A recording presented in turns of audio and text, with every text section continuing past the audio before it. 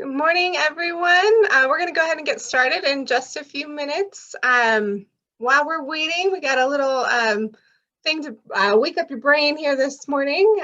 So in the chat box, go ahead and tell us what soil health means to you. It's quite a buzzword out there right now. So what does it mean individually for you? Let's go ahead and take a moment in the chat box. We'll go ahead and get started in just a moment.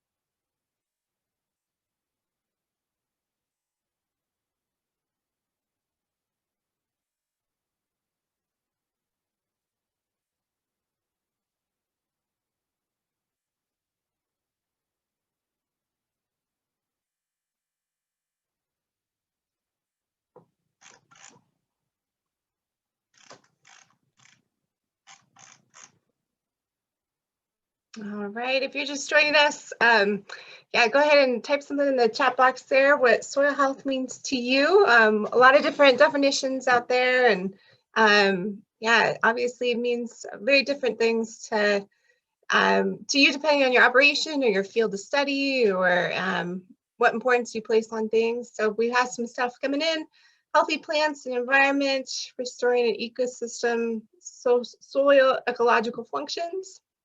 So thank you, that's awesome. Just a way to get our brains thinking this morning. So thank you for, thanks for taking the time to do that. So we'll go ahead and get started here. Thank you for all of those who attended our annual meeting last night and then decided to join us this morning as well. We really appreciate you coming out early this morning and also joining us last night. So if you were unable to make it to our annual meeting but would love to hear about what we've been up to in 2020, you can head to our YouTube channel. The meeting is recorded there and uploaded. So please go ahead and take a look at that.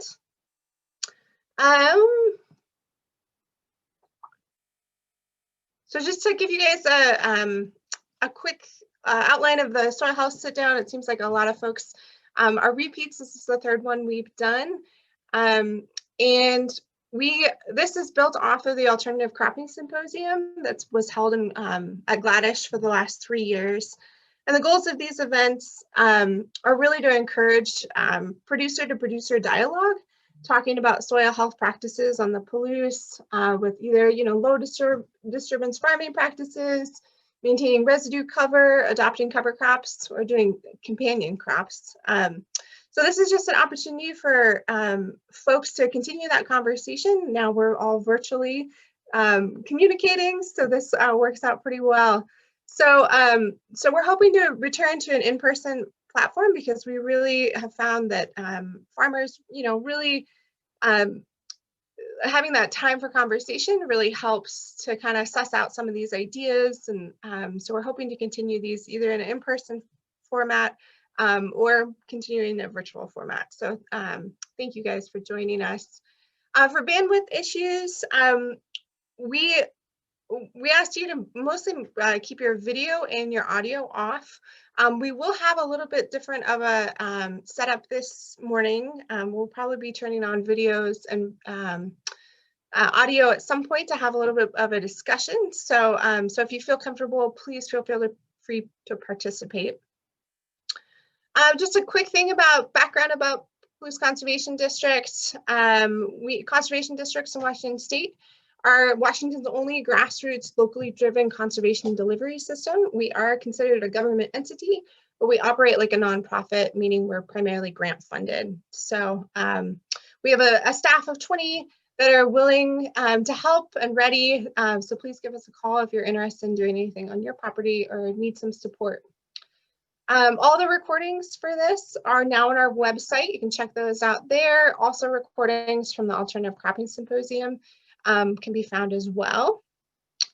Just a quick shout out to our sponsors here. So in previous years, these events were sponsored by the Washington State Soil Health Committee, and now we've been able to do some sponsorship through all these different entities: Department of Ecology, Green Cover Seed, Plants of the Wild, Shepherd's Grain, Roots of Resilience, Spectrum Crop Development, Washington State Department of Agriculture, and Community Colleges of Spokane. And these folks have supported us both financially and with raffle items. So we'll be raffling off a few items at the end of today's presentation. So to get started this morning, there's a lot to pack in an hour. So we have our first speaker is Chris Eckert. He's from Eckhart Farms outside of Deer Park, and they are a multi-generational family farm that have been focusing on soil health and diversity over the last few years. Their farm and operation have primarily been a wheat farm, but in recent years, they've been trying to diversify their crops to benefit soil health and future sustainability. They started experimenting with animals to mix into the rotational grazing system and increasing their soil diversity and organic matter. So a lot of different experimentations they've been doing with soil health, and Chris will be joining us today to talk about his operation. To start off, though, I'm going to show a YouTube video that he has online. He has put together a series of videos to kind of give us an introduction to his operation and talk about the challenges and successes that they've been having. So with that, I'm going to start with the video here, and bear with me while I try technology here.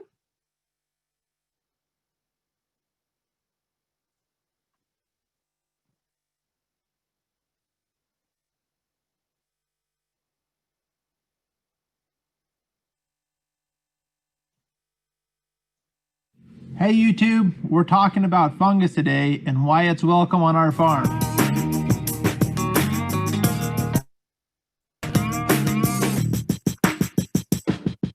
That's right, we're talking about fungi, and more specifically mycorrhizal fungi, and why you want to know more about it if you're growing plants. The story goes like this. Mushroom walks into a bar. Bartender says, "Hey, we don't serve your kind here." Mushroom says, "Why not? I'm a fun guy." For years, fungus has gotten a bad rap in modern agriculture, mostly because, well, it can be very detrimental to crop yields. We have leaf rust and root rot and all these different types of funguses that cause a lot of plant damage. But is it the fungus's fault, or is it because we have a biological imbalance in the soil? So what is fungus? There's also a couple things that fungus isn't. Fungus isn't a plant. It doesn't photosynthesize. It doesn't get its energy from sunlight. It's also not an animal. It doesn't lay eggs. It doesn't give birth to, its offspring and then feed it. It gives birth by spore. And those spores go out and find new hosts or new dead organisms to feed off of. If it's not a plant and it's not an animal, it's more like an animal than it is a plant. What is it? It's like an alien. Okay, so maybe an alien's a stretch. fungus has this crazy ability to be able to go and grow around whatever it's consuming, say a stick or a log or dead decomposing grass or a dead animal, and basically decompose that from the outside in by exuding enzymes out its extremities and turning that into nutrients that then it can pass on to its plant or itself or other spores to go and create more fungus.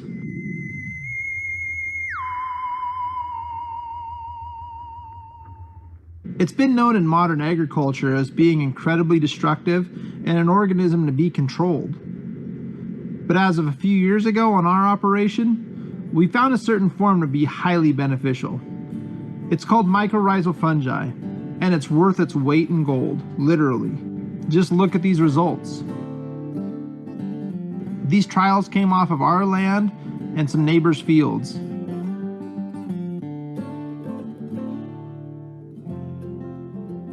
Just this last year, we grew some of the best spring wheat we've ever grown by not having any fungicide on our seed and no fungicide sprayed on the crop throughout the year. The plants were healthy all year long. No fungicide application, no seed coat. The only thing we did was inoculate with mycorrhizal fungi, and we had one of the best spring wheat crops we've ever had. Another friend heard about what we were finding and wanted to try it in his garden. He was pleasantly surprised to find this happening in his corn. How we inoculate is pretty simple. The mycorrhizal fungi comes in a 25-pound bucket of powder. We put that in a simple applicator mounted on the back of our seed truck. By the time it gets up into the drills, it's pretty well mixed in. The 25-pound bucket covers roughly 100 bushels of seed, or depending on how you're seeding, anywhere from, say, 50 to 100 acres. And then that's it. We put it in the ground after that. We watch it work. It creates a mutual relationship with the plant. The plant feeds the fungus sugar through photosynthesis, and then the fungus feeds the plant nutrients that the plant couldn't get on its own. It's pretty cool stuff. The cost per acre of an application like this, anywhere between, say, $4 and $10 an acre in our circumstances. Word of warning though, brassica crops tend not to take well to mycorrhizal fungi. It just doesn't really, there's not really a negative effect, but there's not really a beneficial. I don't want to see people throwing money in the air. Fungus is probably one of the most beneficial organisms when it comes to decomposing dead, decaying plant matter. It's the organism that can take it and turn it into actual organic matter in your soil and do it very efficiently. So there you have it. Fungus isn't so bad. Mycorrhizal fungi can do amazing things in your soil. But don't take my word for it. Do your own research. Check out a video by Brendan Rocky, and it's called Life in the Soil. I'll try and include a link to it, but it shows amazing visuals of what the soil can do, the biology in the soil, the relationship it creates with plants, and it's definitely worth checking out. I hope you found this video informative, and until next time, thanks for watching.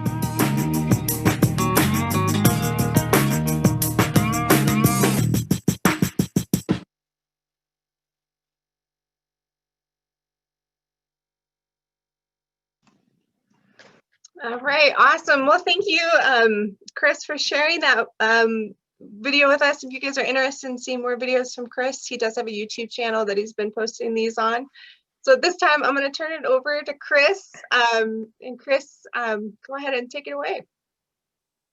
Well, hey guys, thanks for joining. This is kind of awkward and doing this meeting. I've gone on the last few Palouse soil health meetings that have gone on over the last few years, and have just got so much from it with everybody sharing.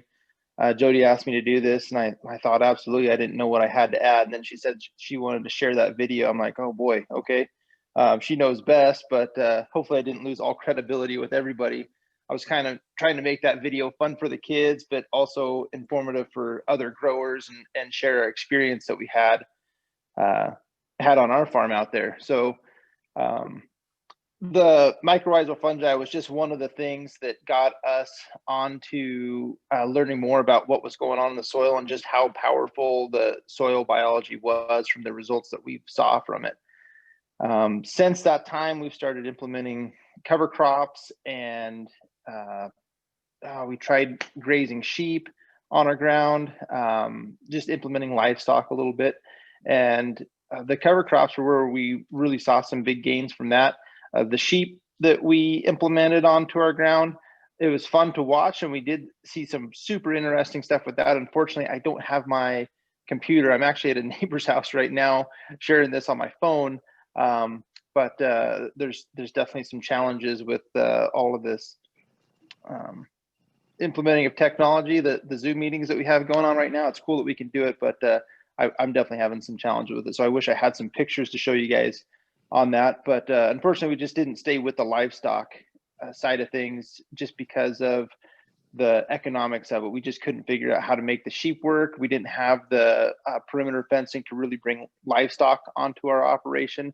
We would love to bring more livestock on in the future, but again, just from an economic standpoint, that's a challenge for us right now. So I do know some guys that are implementing livestock on their operation, having some really good success with it though.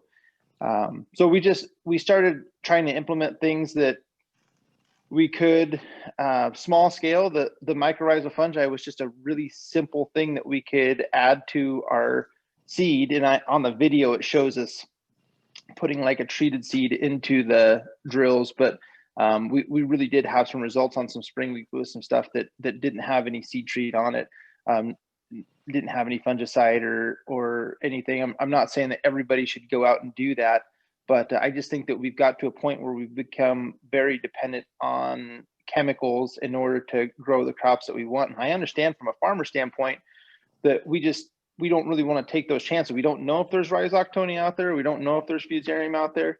And so we don't want to take that chance. And so just, put it on the seed, but there is the possibility to not have to do that. One thing that I think is really different about our operation is we really limited our use of glyphosate, and not from this, conspiracy theory standpoint or anything like that, but more from science and just how the chemical works and how it's a chelating chemical, how it tends to really like to tie up magnesium and manganese, and is really a food source for fusarium in a big way. We've seen enough studies done on that where it's almost kind of like supercharging fusarium in the soil and feeding that long term. We've like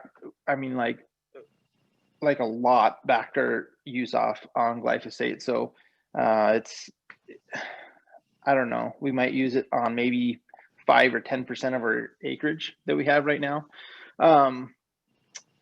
So along with that, we were trying some of these other tactics, seeing what we could get away with, and to have spring wheat, and it was DNS spring wheat too, that we hit both test weight and protein on, which that's very rare to do. And it was a pretty dry year that happened, and to still hit test weight was phenomenal. So we were really excited about the potential of that. And then, the following year, the red wheat price went down, and we just didn't see the benefit in, throwing a whole bunch of nitrogen at the ground to produce wheat that was valued basically at the same point white wheat was. So we're still, inoculating all of our crops with mycorrhizal fungi.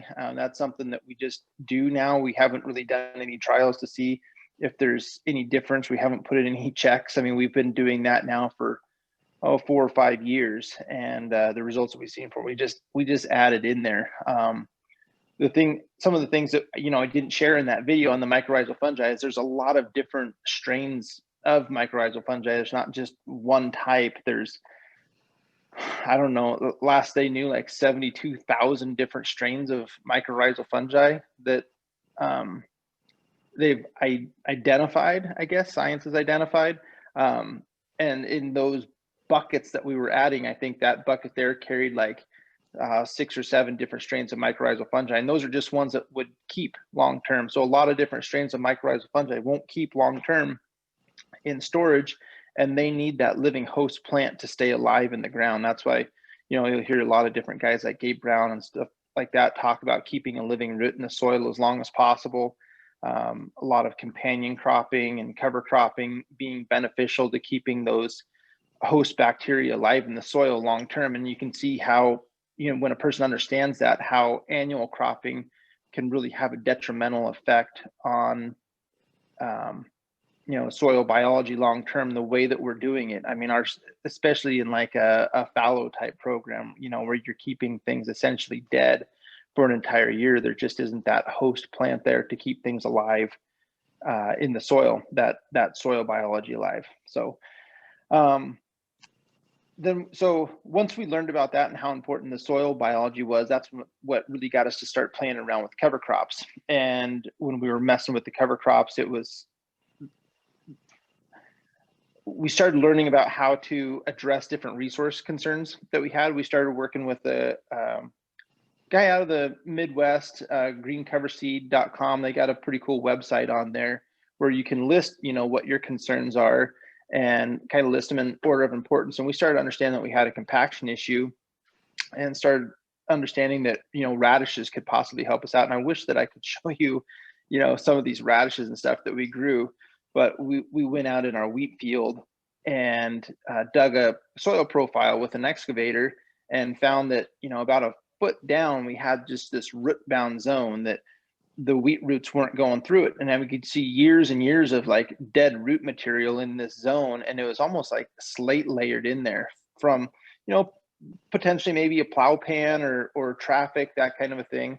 And then we went over to where we had the cover crop and we were watching these radish roots go down. And it wasn't just a single taproot that would come out of a plant. They would go down and branch out, but they'd be 4 feet down in the ground. It was pretty incredible. And that was something that was really eye-opening to us, the potential of what these cover crops could do. We didn't have our radish seed rate as high as we wanted to, because you could, understand that, if your plants are really spread out, then you're not getting that effect as consistent over the field. So we've played around with our seeding rates of what we're doing with cover crops, and bumping up that seeding rate of the radishes. And again, having multi-species mixes in there too. So, turnips, sunflowers, we were doing cowpeas and mung beans. We weren't really seeing any results from that. So we're switching that up to a fava bean this year.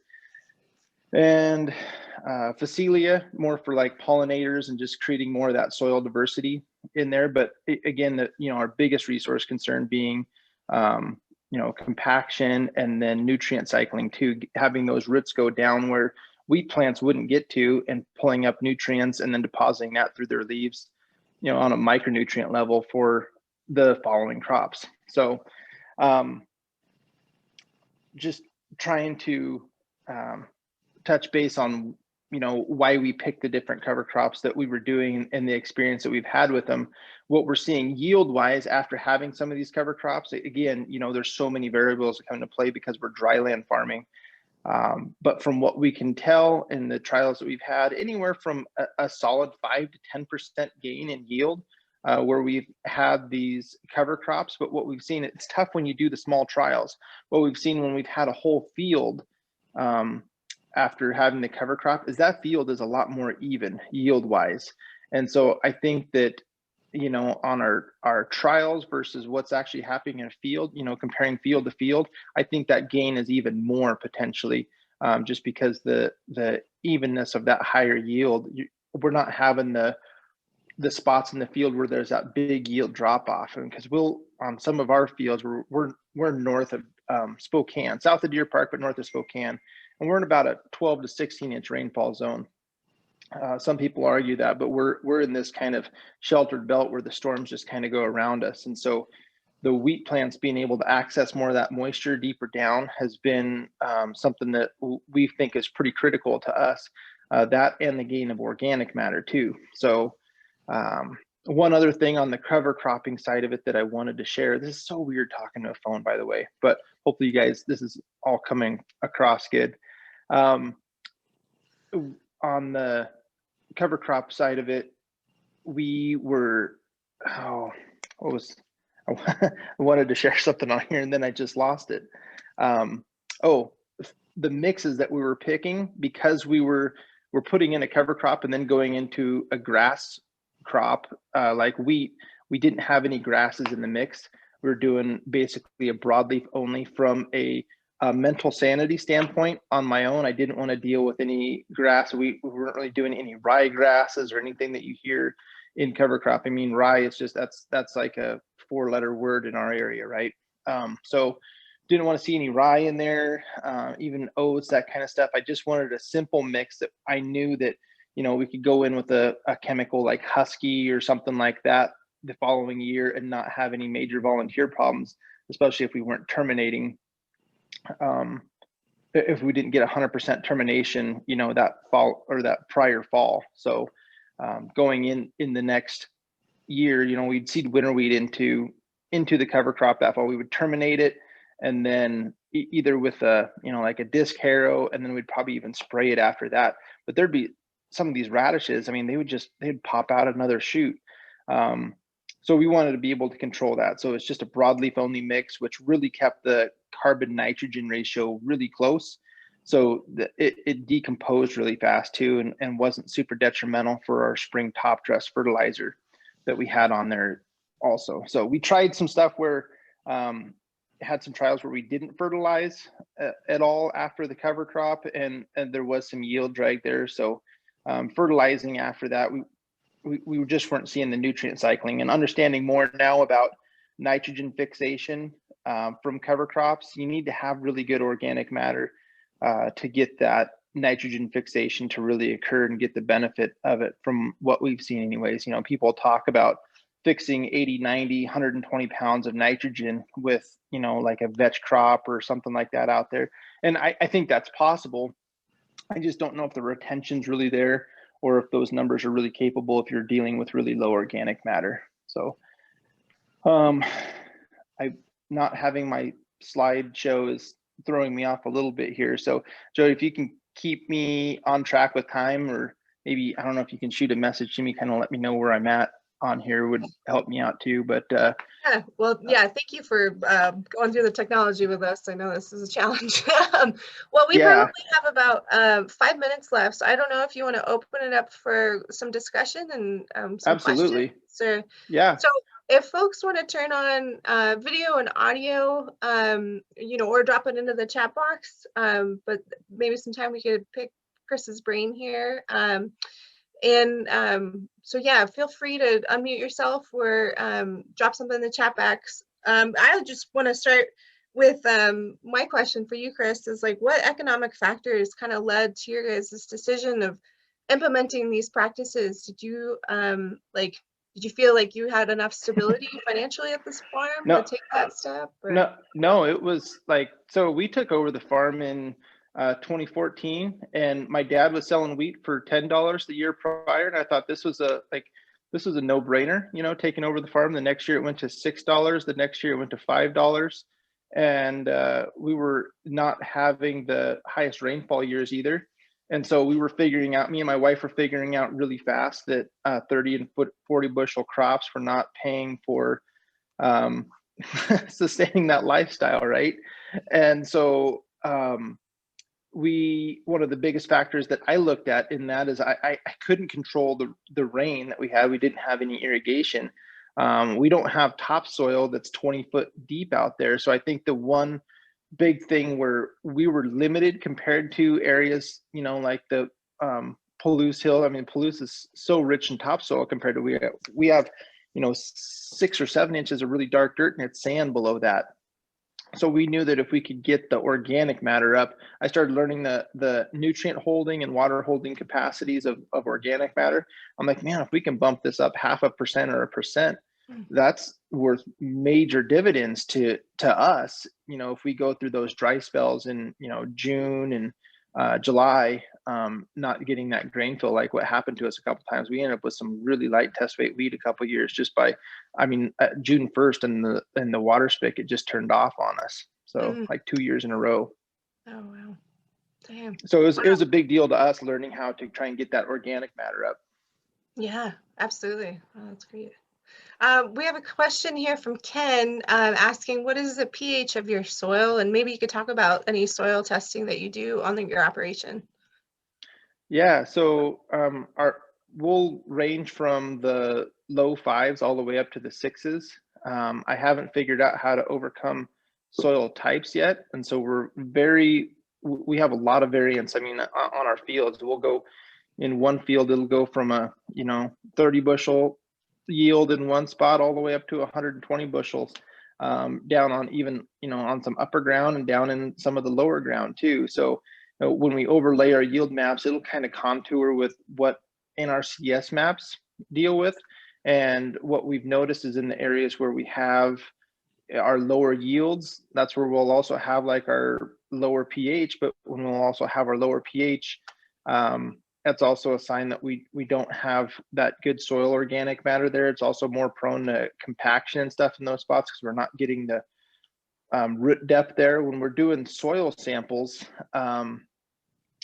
it was like, I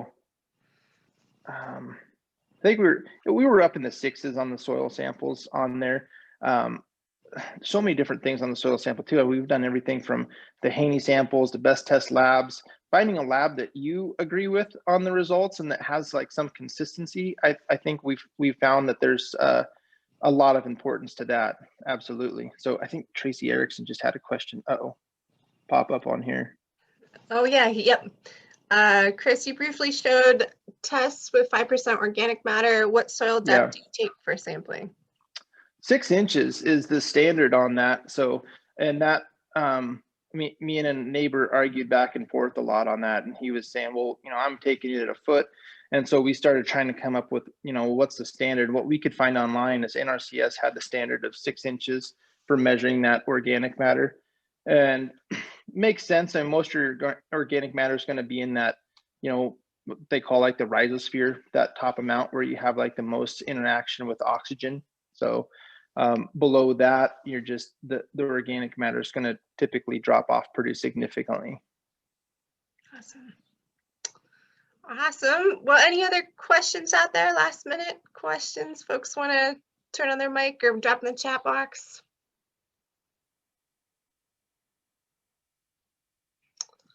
Well, awesome, Chris. Thank you so much for spending the morning with us and for going through these hurdles of technology. We really appreciate you sharing, and really great information. I think we could all want to pick your brain all day. So thank you.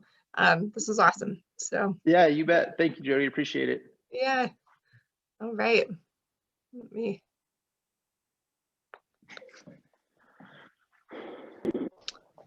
All right. Awesome. All right. Awesome. Thank you, Chris. Do I turn my microphone off or do you do it? Oh, you can turn it off if, I can, either way. Okay, I found it. Okay, perfect. Awesome. Nice. Awesome. Very cool. Well, great. Well, a lot of great information to fit in here in an hour. So hopefully we can continue doing these. But this is a great opportunity to pick some brains, have some conversation.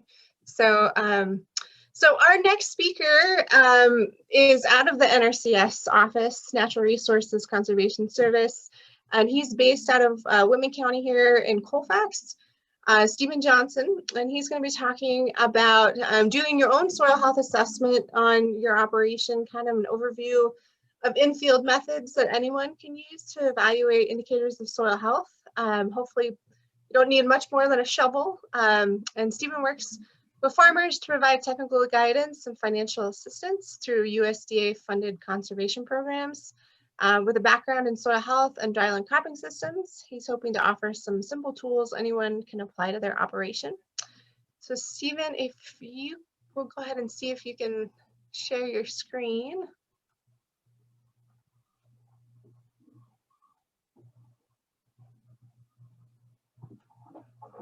How does that look? Looks great. We can see and hear you. Perfect. Well, good morning, everyone. And thanks for that introduction. So with that, I guess we'll just jump into this simple soil health assessment that you could do out in any field, and really you could do most of this with a shovel. And if I could click through. So what is soil health? I like to think of it as the interaction of chemical, physical, and biological components of the soil that provide important functions like water storage or nutrient cycling. And Chris talked about that. NRCS has this one figure: for every 1% increase in organic matter, you could hold additional 20,000 gallons of soil water per acre. So the goal of this presentation is to give you the tools to assess indicators of these various functions. With that, let's jump into the soil health assessment. I'm going to walk you through a worksheet that we use as planners when we work with a farmer. This worksheet is not necessary, but I'll use it as a guide for this presentation. If you want to use this worksheet or learn more, you can just search online for NRCS soil health assessment. And one of the first links should take you to an NRCS webpage for this and other resources. Also on the right is a list of useful materials, but again, you could really get most of what you need with just a shovel. And one last note, I would emphasize the importance of doing this test throughout the year. That way you get a more complete picture of your soil health. And some of these indicators you can only get certain times of the year. So walking through this worksheet, on the left, you could put in, information about your field. And in NRCS, we're usually evaluating things like different resource concerns on the landscape. That's things like compaction, soil organic matter, aggregate instability, and soil organism habitat loss or degradation. You can see these highlighted next to each soil health indicator. So each of those indicators might be more closely linked to certain resource concerns. This up top, there's these little figures that give you an idea of times a year that these indicators are useful to be assessed, or maybe under certain kind of systems. Like some indicators are probably should only be evaluated in a mostly no-till system. And you can see that highlighted below next to each indicator that we'll walk through. So starting with the first one, soil cover. This is an important factor that armors the soil, particularly during fallow periods. And this is pretty easy to assess. You're simply looking out in the landscape and estimating how much of the soil is protected by dead material, mulch, or live plants. You could use a reference document like this Picture Your Residue tech note and find the picture that gives the best match. So the picture in the top left is a field I went out to, and I found a picture in this book that matched the residue. And it looks like 40% residue about at most in the field that I went out to. So that's pretty straightforward. Moving down this worksheet, looking at residue breakdown, this is an indicator gives an idea of the biological shredding and cycling of organic materials into nutrients. This can be influenced by the C/N ratio, plant residues also. Unless I'm evaluating a no-till system, I usually skip this indicator because a conventional system is relying on mechanical incorporation of materials. And that's highlighted in that indicator timing and use diagram. So you can see on the left that residue material is being biologically incorporated into the soil.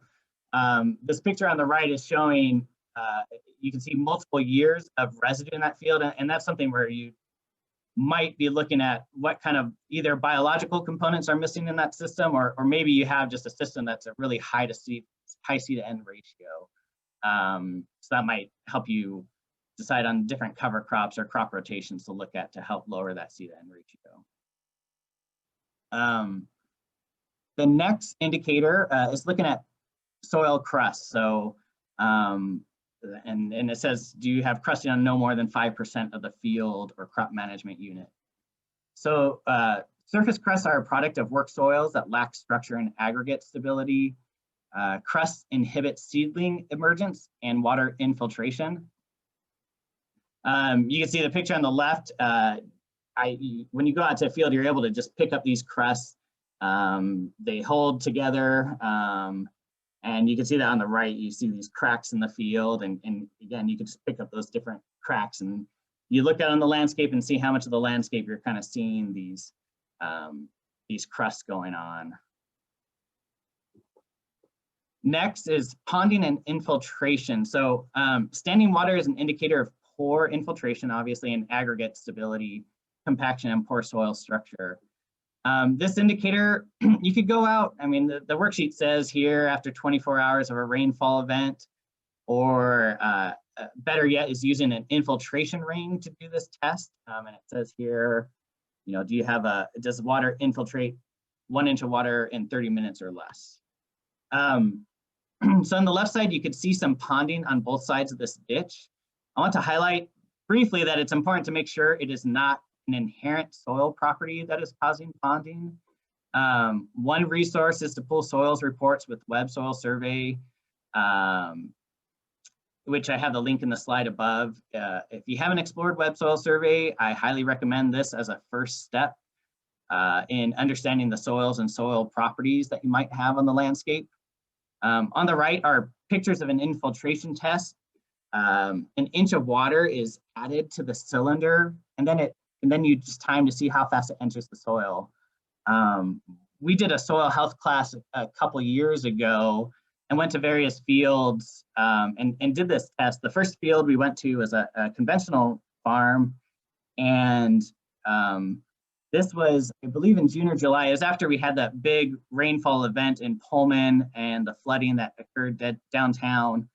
And we went out to the field as, you know, fairly dry and hot putter summer, added an inch of water, and the water just stopped. I mean, after 30 minutes, it still wasn't going into that soil profile, which if we're gonna, you know, when we have storms like that, most of that water then is coming off as surface runoff rather than infiltrating that soil, which is not really what we want.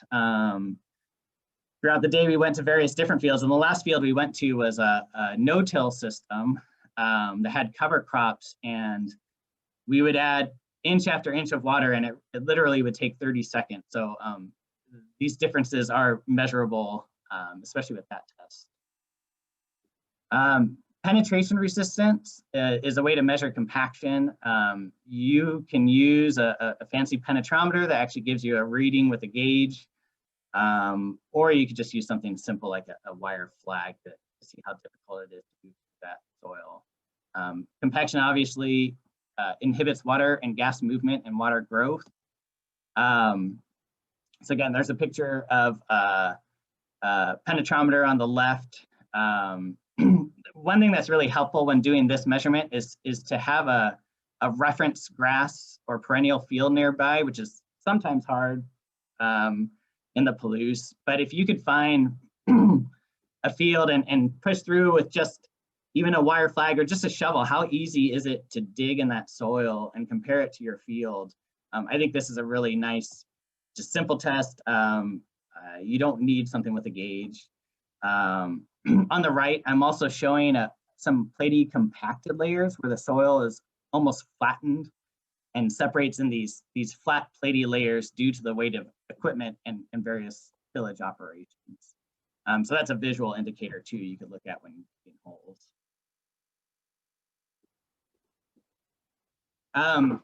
So water stable aggregates. Aggregate stability indicates the ability of the soil to resist disintegration, such as erosion and its ability for water storage, gas exchange, and plant soil organism growth. So this is probably the one thing that takes more than a shovel to do. I usually just do a simple cylinder test. You can see that there's multiple methods in this box. You have a strainer, a soil quality test kit, or a slate test kit, or just a water cylinder. And that could just be a cup of water, like you see here on the picture on the right. On the left is just kind of, I'm just showing what my office usually looks like when I go out and do these soil samples. I take them back to the office and let them air dry, and then I do this water cylinder test. This is a video of that soil slaking off. So within just 30 seconds, you see most of the soil bed completely dissolve. You know, it has poor structure and it's not being held together by those glues that we really want and that indicate good aggregate stability. So that that test, it completely dissolved that specific soil. So you can see that in that middle water column. The water column on the left is a good no-till soil. So you leave the soil ped in there for 5 minutes. You can see that that soil is mostly intact. The water column's very clear. On the right, this soil, most of that soil ped is still there in that strainer, but you can see that the water is very cloudy and muddy looking, which would be another indicator of poor aggregate stability. I'll give you another caution that this test often gives false positives. Sometimes you'll have a soil that's so compacted, it might look like that cylinder on the left, but when you cut into it, it'll actually be dry in the center. Even after 5 minutes, that water did not infiltrate into that soil bed. Another thing you could do is just dump it out on a plate and see how that soil holds together after being soaked for 5 minutes. You can see here that this soil is very muddy in comparison to this one, that its aggregates did hold together quite a bit better. So again, there's other methods. You could read about this if you pull these documents offline from the NRCS website. The top left is a slate test kit, and the bottom right is showing this strainer method that you could use, which is kind of similar to that last picture I showed. So looking next to these two different indicators of soil structure and soil color. Soil structure relates to water and gas movement, plant roots and habitat, and soil color is obviously an indicator of organic matter. So in the top left here, this is what I typically see in most conventional fields. I would describe this soil as just very homogeneous. There's not structure to it. It just looks like kind of mushed together flour. You can see that in this bottom left picture as well. This is a slice of soil I took. And just throughout that whole soil profile, it's very homogeneous, lacking structure. The top right, this is another picture just showing platy layers. You can see those compressed flat layers throughout the soil, which would be an indicator of compaction. And here on the bottom right, you get a nice color difference moving from left to right. The two soil pads on the left are from crop fields. The one on the right is from a nearby grass stand. So you can see the color, not only the color difference between those three different soil pads, but you could also see the difference in structure. It's very granular, crumbly on that right perennial grass versus those two crop field soil samples that look fairly homogeneous.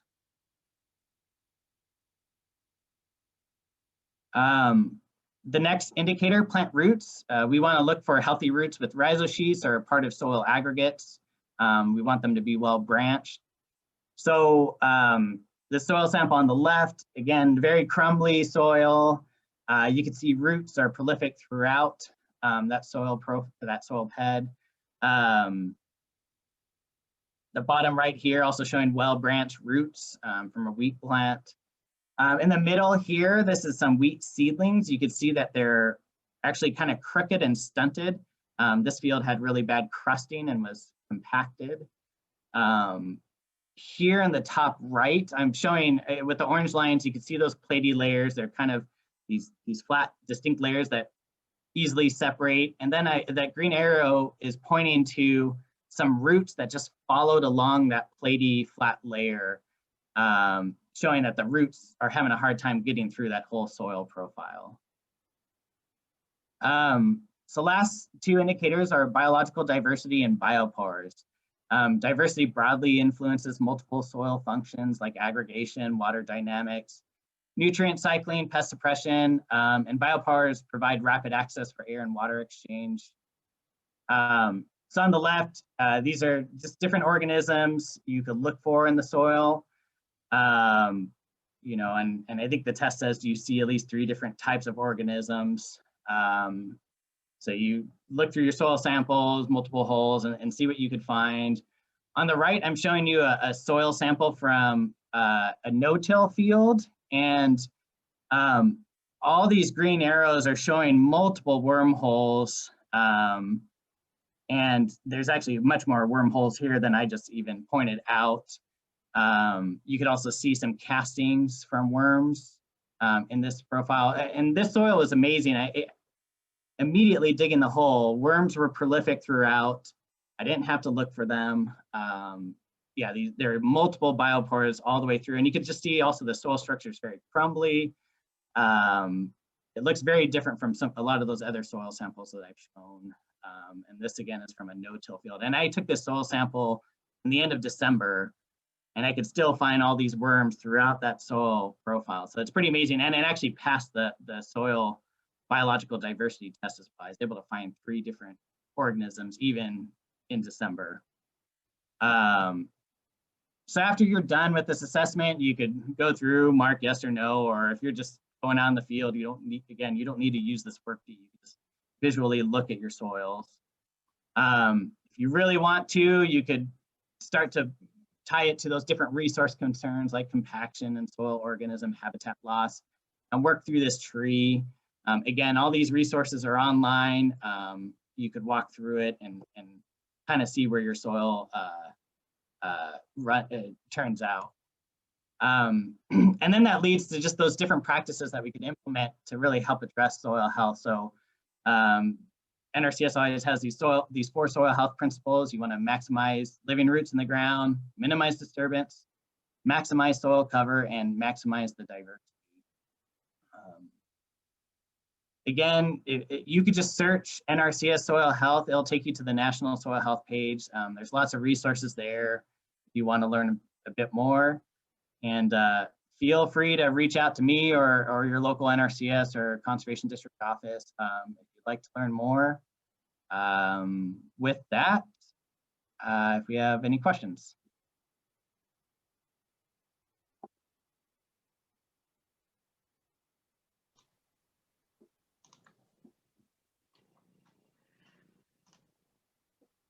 Awesome. Thank you, Stephen. So yeah, feel free to turn on your mic if you'd like to ask a question or drop it into the chat box at this time. So Stephen, that was like, you showed those cups with the soil clods in them. Is that something you guys just made up at the NRCS office, or is that something that farmers could play with on their own operation, or? Yeah, I mean, you could just use a cup you have in your house, obviously, and just some sort of mesh screen. I think that, to me, I don't know who made that one specifically, but it looks like one of those containers that zip ties come in Nice. from a hardware store. Yeah, cool. Cool. Tom just put a question in there. Is a soil health assessment part of a CSP practice? Yeah, so the Conservation Stewardship Program, there are certain practices or enhancements that specifically have you do a soil health assessment early on, and then at year 1, and then at year 3 or 4, you do another one. It is also part of our planning process now. So even before, if you were interested in a program like the Environmental Quality Incentives Program or CSP, we would go out to the field and do this assessment on your fields. Awesome. Is that, you guys only offer that service if it's part of a practice that you're, being a practice or an assessment being done, a soil health assessment? If someone gives a call, I mean, we could obviously go out and help do this assessment and see how to do it just as part of technical assistance. It doesn't have to be tied to a financial program. Nice. Well, yeah, and those are great resources. We'll get those up on our website that you shared, the full soil health assessment and a few of those other flow charts if producers are interested in going into that. Or Kendall, it looks like you might be unmuted. Do you have a question? Yeah, thanks, Stephen. That was really great.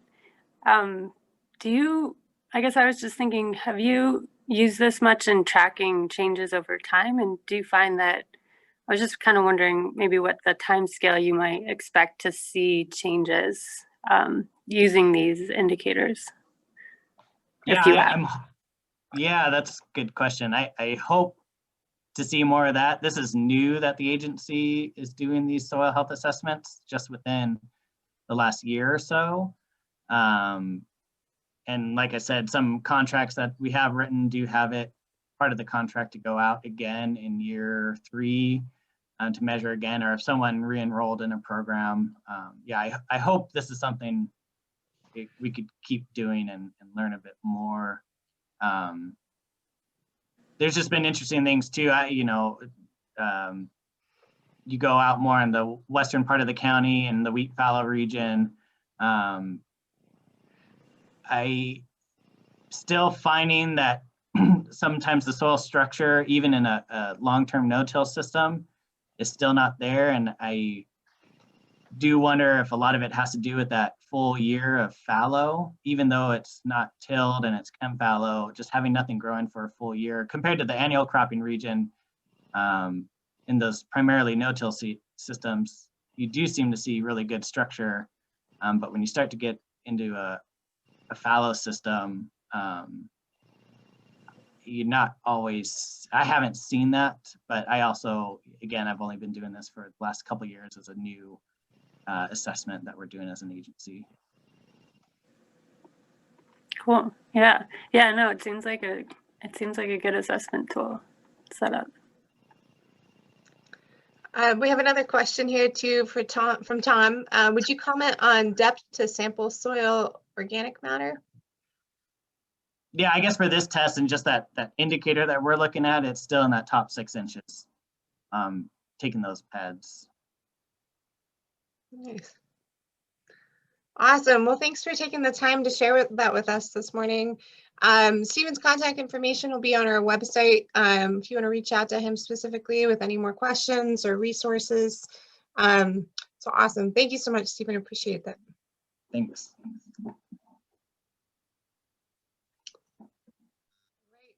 And we are just gonna wrap up our morning here. Oh, hope you can all see that, right? Yep. Wrap up our morning here with just a few raffles from our sponsors. These guys, all of our sponsors have been so generous throughout this series. So huge shout out for them. Today we'll be raffling off a copy of Holistic Management by Alan Savory from Roots of Resilience. This was donated by them. And Kendall Call is our winner there. The Greenery is a nursery out of Spokane Community College. It's a student-run flower shop and nursery. And Kat Saloy is our winner there. And then finally, we're raffling off a soil test that will be administered by Palouse Conservation District, but is supported by Washington State Department of Agriculture. And Tracy Erickson, you've been selected for that for a free soil health test. So I'll be in touch with those winners to get those gift certificates out to you. Thank you so much for spending the morning with us. We will be hosting our last and final talk in February. So I hope you can join us for that. More information to come. There'll also be a survey coming after this. So we greatly appreciate your time in filling out that survey. So thank you so much, and everybody have a wonderful Wednesday. Bye-bye.